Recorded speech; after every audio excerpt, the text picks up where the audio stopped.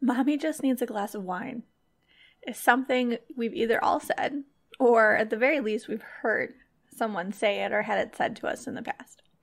And today I am so grateful that I've gotten to have the conversation with Celeste Yvonne about mommy wine culture and what it's doing to new moms and just our community as mothers. Now, you might not be thinking that you have necessarily a negative relationship with alcohol, and that's okay. But this episode is still for you. I can tell you with full honesty that I learned so much from Celeste in regards to mommy wine culture, gray area drinking, and so much more about this topic that I had no idea was a thing before.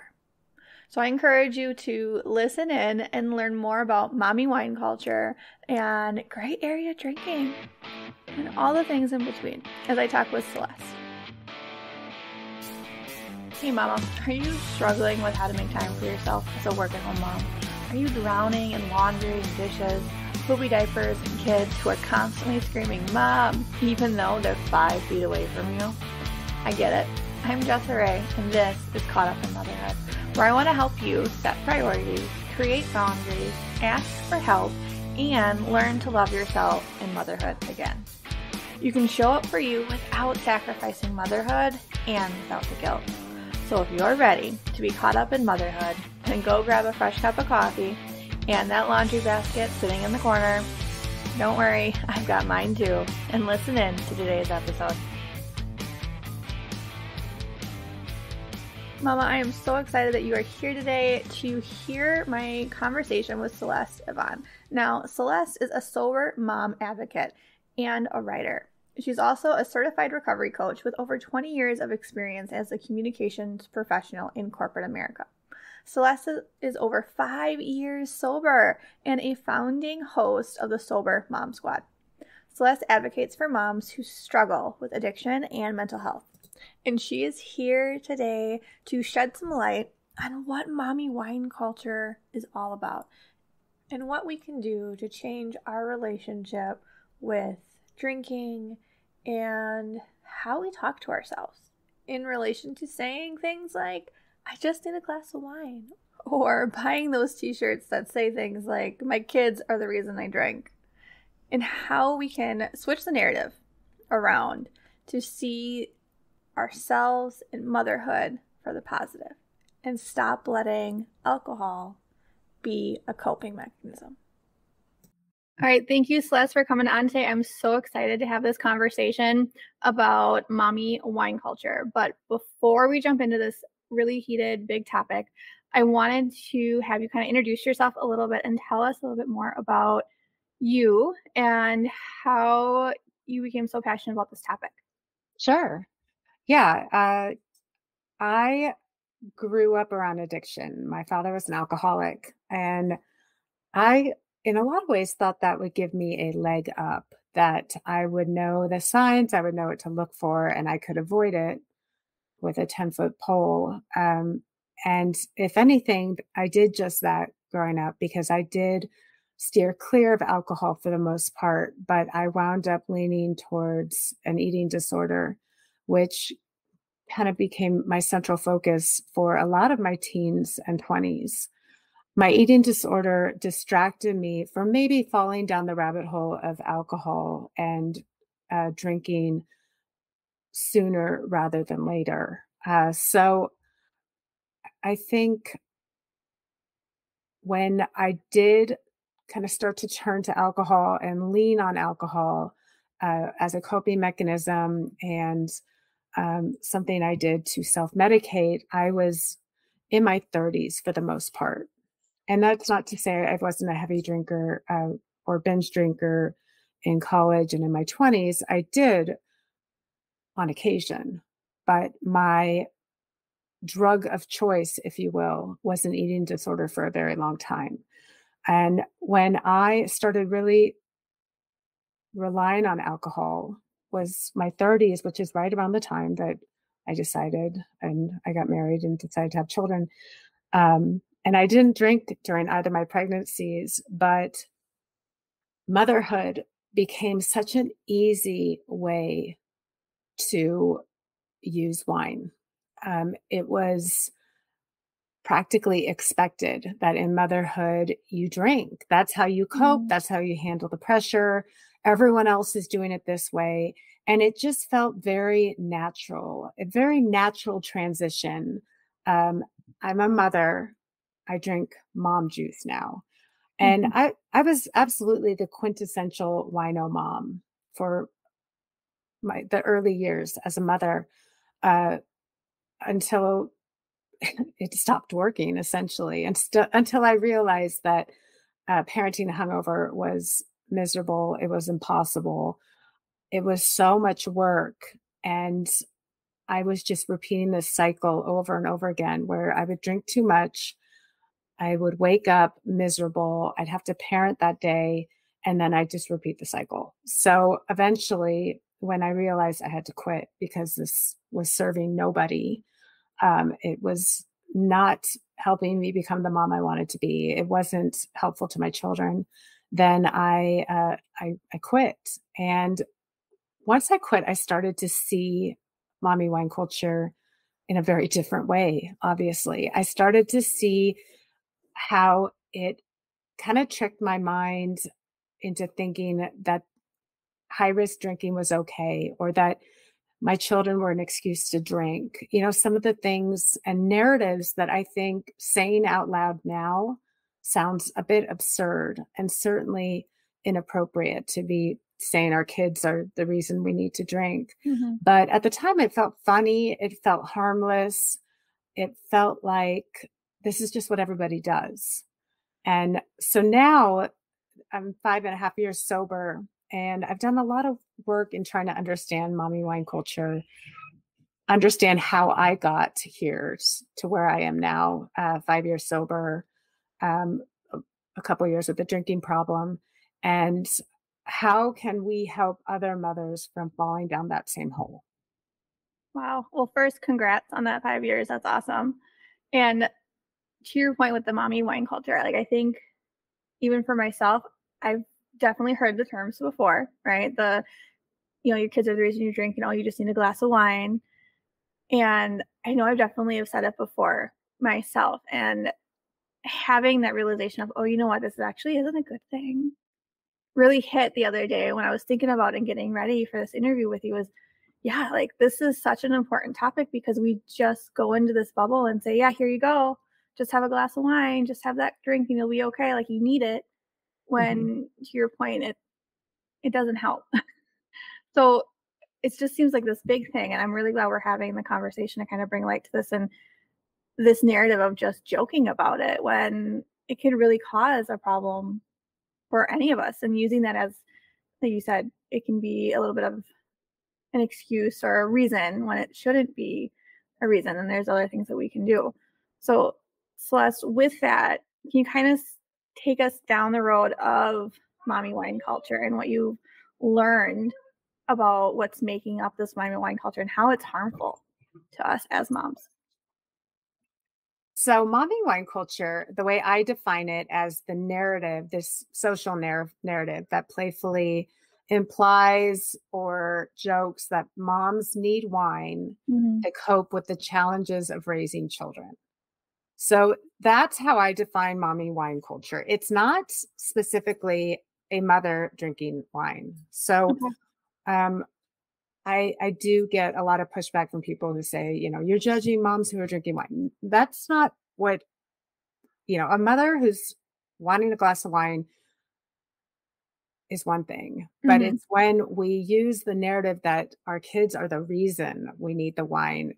That's where um, I take a little bit of issue, and I think for pretty obvious reasons, right? When we are using our children as an excuse to drink a toxic a drug, alcohol is a drug. It's ethanol. It's Hmm. a group 1 carcinogen.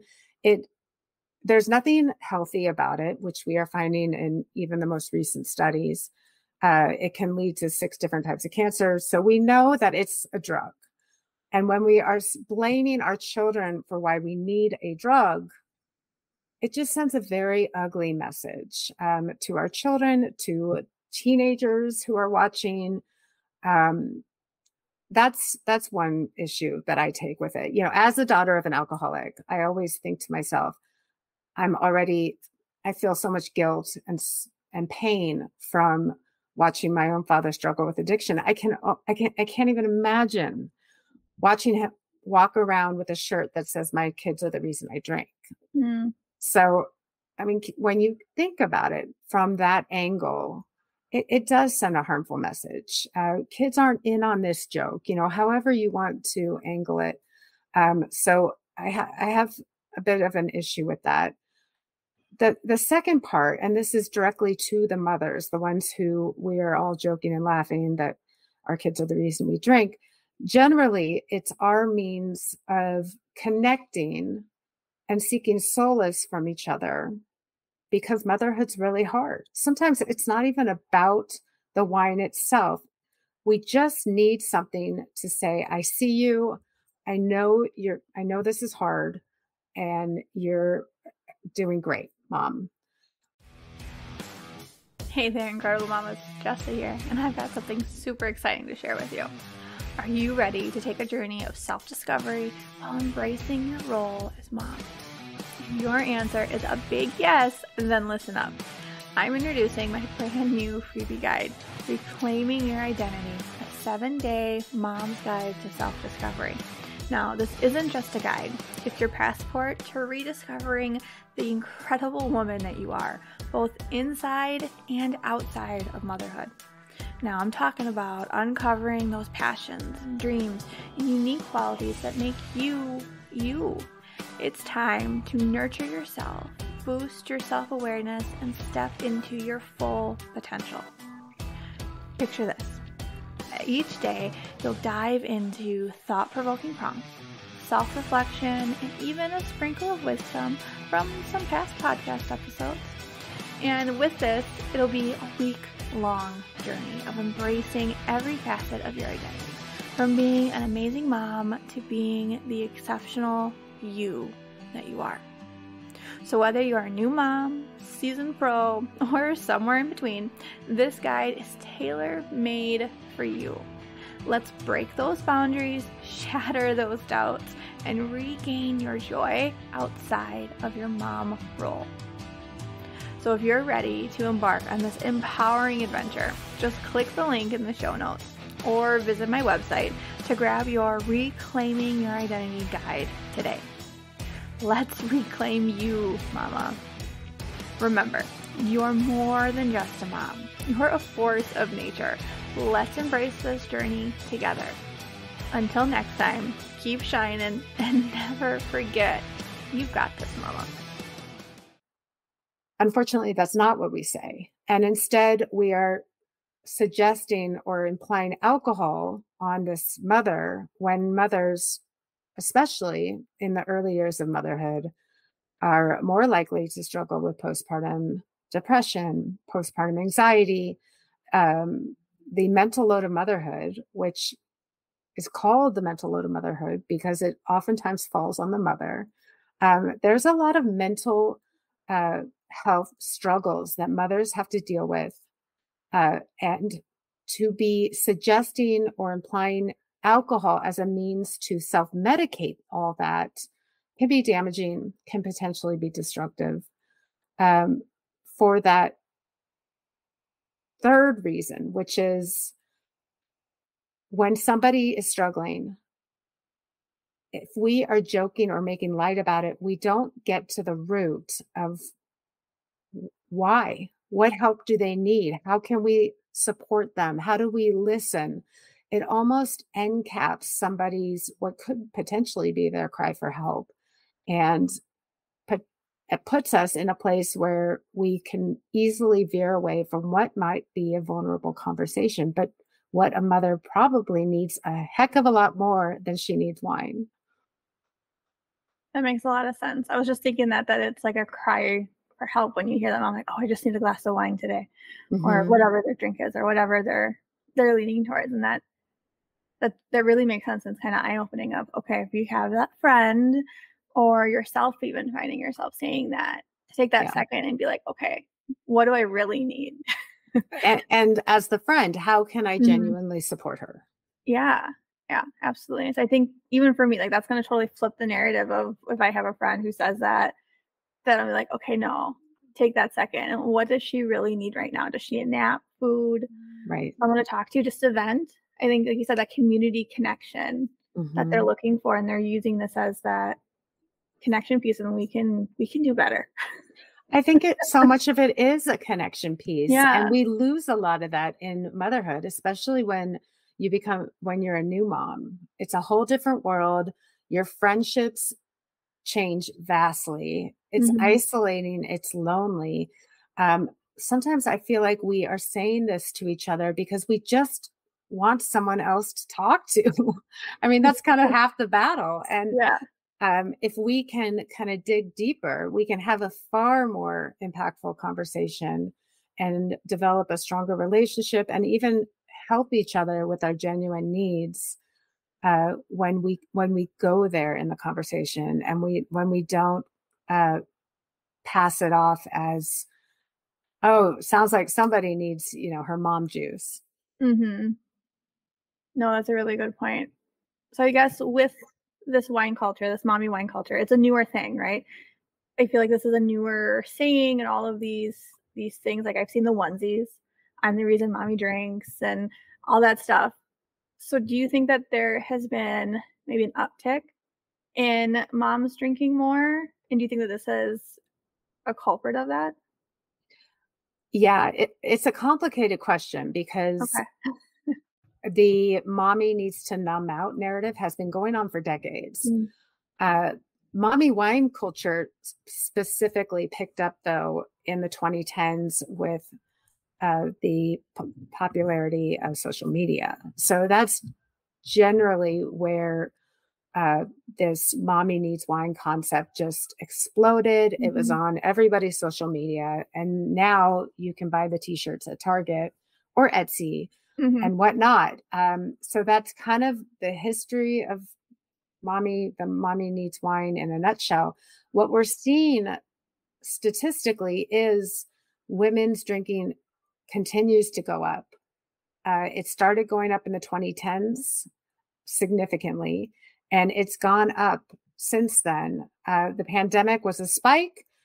Mhm. It's Everyone thought it would level out, but even the most recent statistics that just came out from JAMA, the Journal of the American Medical Association, just reported that deaths in women uh, from alcohol is extremely high, much higher than people anticipated, I think, 3 years post pandemic. So we are seeing a spike in women's drinking. I think mommy wine culture is a culprit. I don't think it's the cause. I think they kind of go hand in hand. You see more women drinking and you see more women saying, mommy needs her wine because my kid's wine, because these are both symptoms of bigger issues, which are the issues women have in today's modern age. Mhm. We've got so many challenges that you would think in 2023 we wouldn't still be dealing with,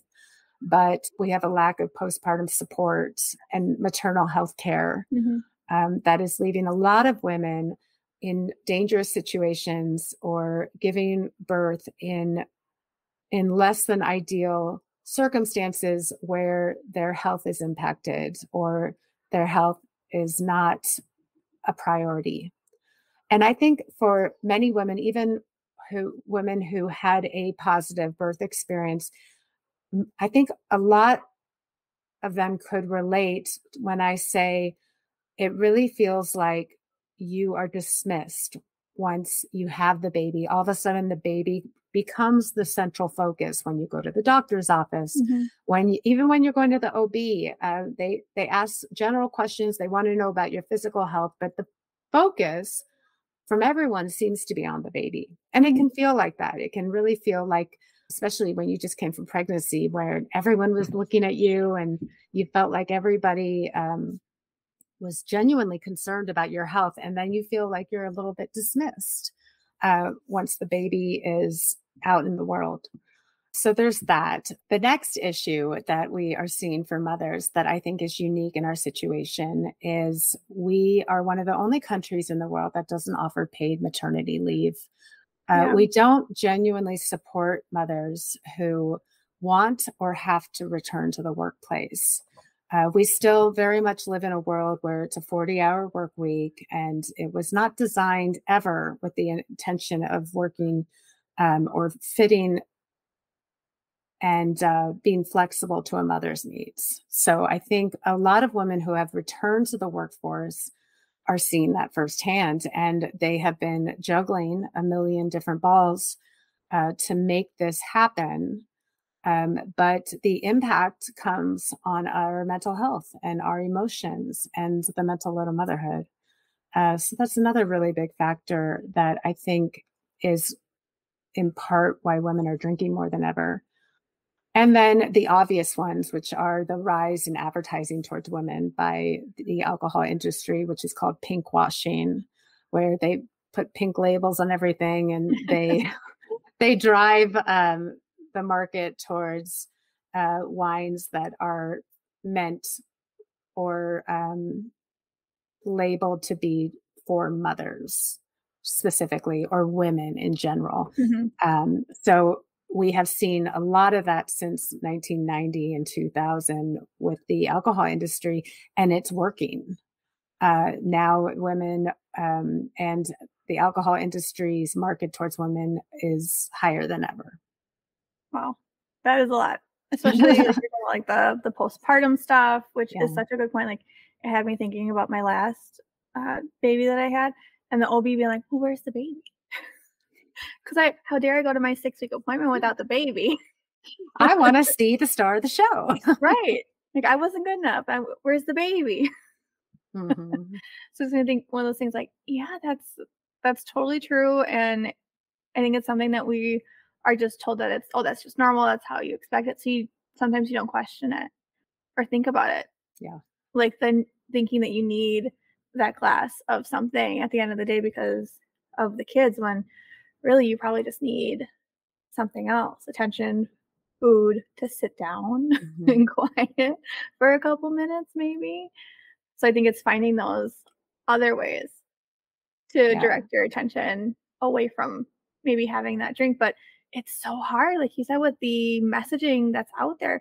You turn on the TV just to watch the news or the kids shows, and it's everywhere.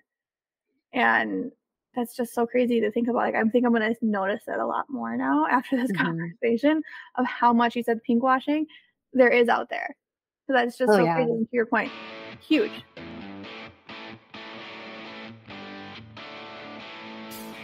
Hey, Mama. Thanks for hanging out with me today. I know you have a lot going on, and I appreciate you taking the time to listen. I hope this episode gives you new energy to tackle today.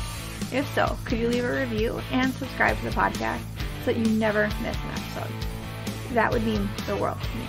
I'd also love to connect with you on Instagram, so send me a DM and let me know if this episode was helpful. I love hearing from you. Remember, Mama, you got this. Until next time, I'm Jessa Ray, and this is Caught Up in Motherhood.